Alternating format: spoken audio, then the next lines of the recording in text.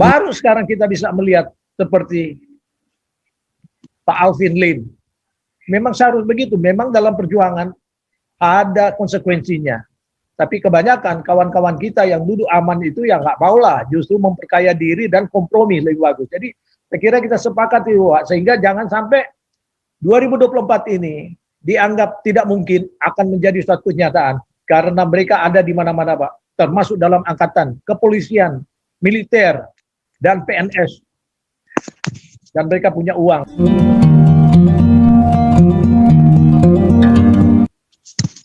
Ya, ada lagi mau lanjut? Robert? Ya, apa yang disampaikan oleh Pak Suara Kebenaran memang itu benar, Pak, ya. Karena agama itu tidak membawa kepada suatu keselamatan.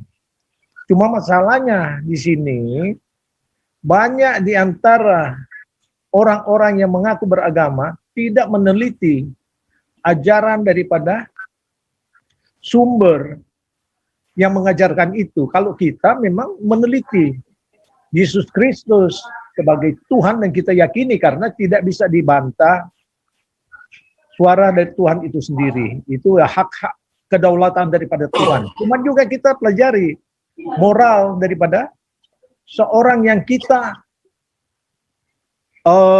ikutin dalam ajarannya. Kita nggak bisa hanya sekedar untuk yakin, kita teliti. Dan dalam firman Tuhan sendiri itu kan kita diajarkan, telitilah semua ajaran-ajaran itu supaya kita tidak disesatkan.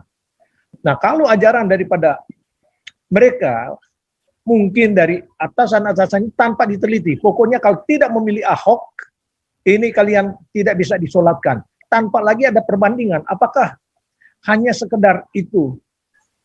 Jadi tanpa lagi melihat apa, bagaimana bukti daripada yang mereka lakukan, ya termasuk juga ustadz yang menghamili 13 santri.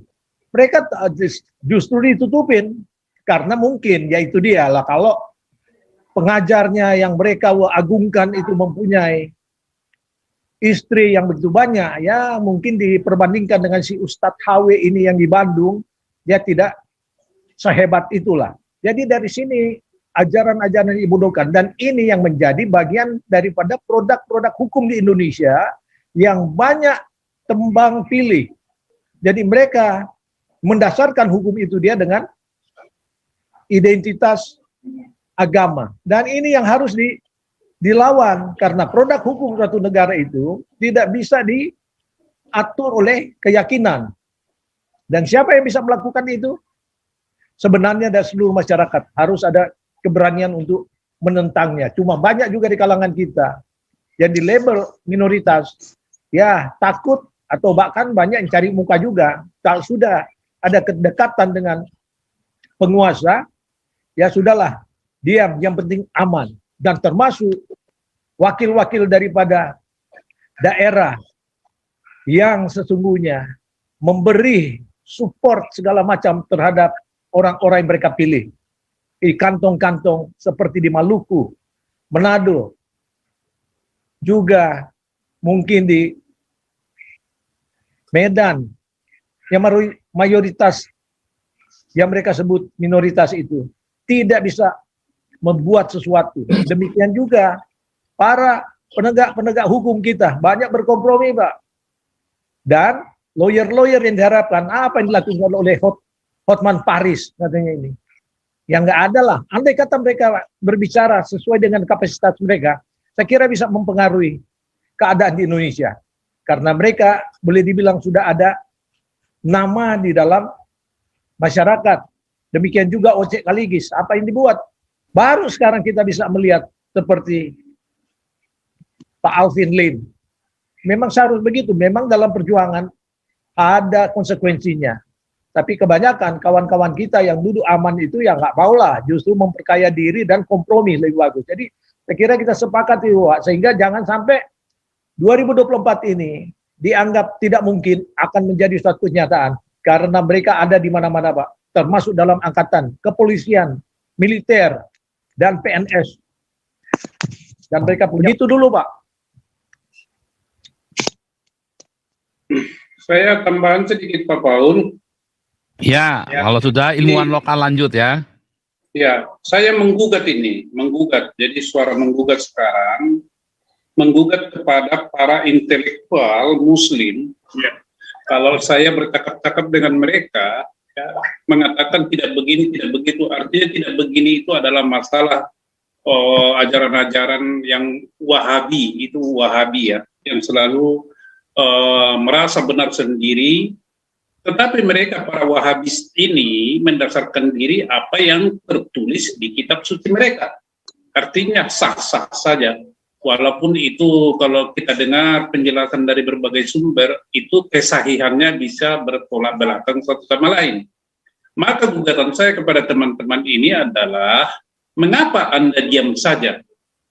Tidak menyampaikan itu ke publik atau masyarakat Indonesia? Apa yang Anda takutkan? Kalau demi kebenaran, Anda kehilangan nyawa ya, itu sesuatu yang sangat berharga. Lebih baik menyatakan kebenaran, nyawa melayang, daripada Anda hidup bersenang-senang tetapi menutupi kebenaran dan menyesatkan jutaan manusia di muka bumi ini. Anda pilih mana? Kalau misalnya Anda yang mengetahui bisa bebas sekarang, apakah Anda bisa menjamin keturunan Anda, anak cucu Anda, cicit Anda akan mengalami atau bebas dari kebiadaban tanda kutip daripada Wahabis ini? Nah, jadi saya pikir nggak ada gunanya Anda bercerita ke sana kemari begini bagaimana, apa tuh istilahnya, suara kebenaran itu itu yang ada itu ya, omong kosong lah. Jadi ada bukan pepatah lah ya, ada kebenaran mengatakan begini, dan itu saya pikir betul.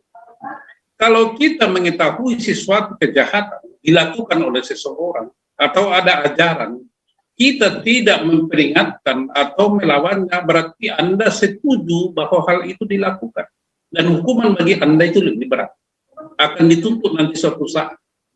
Nah, jadi nggak usah para teman-teman intelektual itu ngomong aja. Kalau misalnya ini sih, kalau saya, apa sih hidup di dunia ini, itu Bapak kita dengan hormat dan turut berduka cita. Ya, Ayu Azrami itu guru UIN ya, yang di mana tuh di sana di Jakarta Selatan sana, Haji Mardi, ya kan, dalam usia muda relatif 68 tahun. Kita sangat sayangkan beliau tepat dipanggil oleh Allah Subhanahu wa taala. Ya, Allah Subhanahu wa taala Anda. Nah, terus apa legasinya? Apakah umat kebanyakan ini mendengar dan melaksanakan apa yang dia kerjakan? Karena dia tidak berani mengatakan kebenaran itu. Nyatakan aja kebenaran. Kebenaran itu apa? Ya, tidak harus. Ya itu tadi. Tidak usah ditutup-tutupi. Nah, itu yang saya maksud. Saya menggugat ini, teman-teman. Nah, saya menggugat ini begini. Saya mempunyai kecintaan yang mendalam ya terhadap Anda semuanya. Kalaulah Anda mengetahui dan menemukan siapa seseorang atau oknum lah, kita pakai bahasa awam, oknum yang menjamin hidup Anda dengan jelas mengatakan, kalau tidak melalui saya, seorang pun masuk ke surga tanpa melalui saya. Saya mau tanya, siapa yang berani mengatakan itu? Tunjukkan kepada saya. Saya sekarang dalam tanda kutip bapak-bapak saudara-saudara saya ya, yang saya katakan tadi, bukan yang di Zoom ini. Tunjukkan kepada saya. Saya sekarang bingung ini, bingung. Tolong tunjukkan siapa orang atau siapapun yang berani mengatakan tanpa melalui dia tidak ada seorang pun bisa masuk ke surga.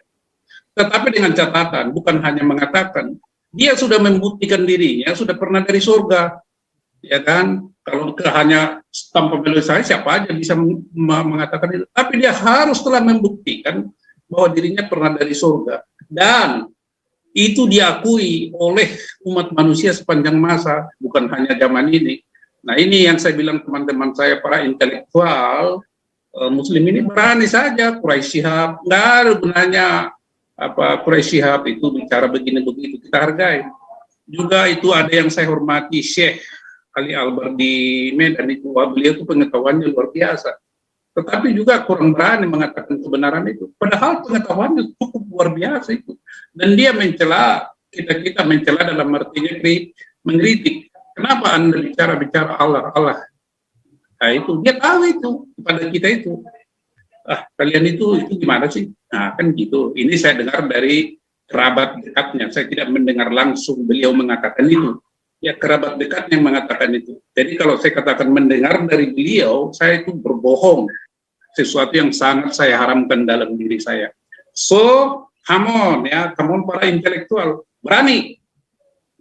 Itu Pak Paul, kalau misalnya Anda dikejar-kejar nih, Pak Paul bisa bantu tempat Anda di sono. Ya Pak Paul ya? Kita mana Pak Santiamer? Ya, Pak Santiamer. Itu aja Pak, gugatan saya Pak. Ya, ilmuwan lokal. Hah? Ilmuwan lokal, silakan. Thank you, Pak Paul. Shalom.